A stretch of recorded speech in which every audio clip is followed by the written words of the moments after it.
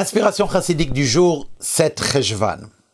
Le 7 Cheshvan marque véritablement la fin de la période des fêtes de Tishri, car c'est la date à laquelle les derniers des pèlerins, ceux qui étaient venus au Beth Amikdash pour les fêtes, étaient rentrés chez soi. C'est la raison pour laquelle, en Eretz Israël, c'est le jour où on commence à demander concrètement la pluie. Celle-ci, en effet, ne dérangera plus des gens qui auraient encore été sur les routes jusqu'à la veille.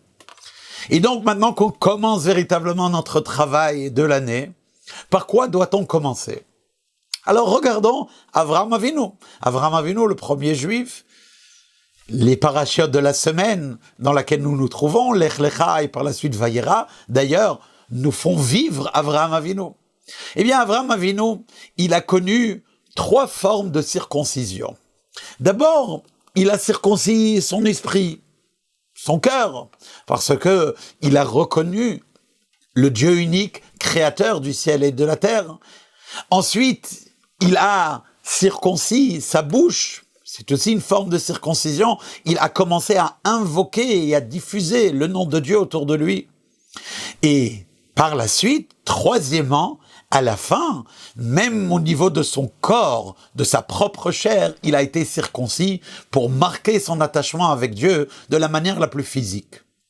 Or, cet ordre des choses-là était valable pour Avraham Avinu qui vivait avant le don de la Torah.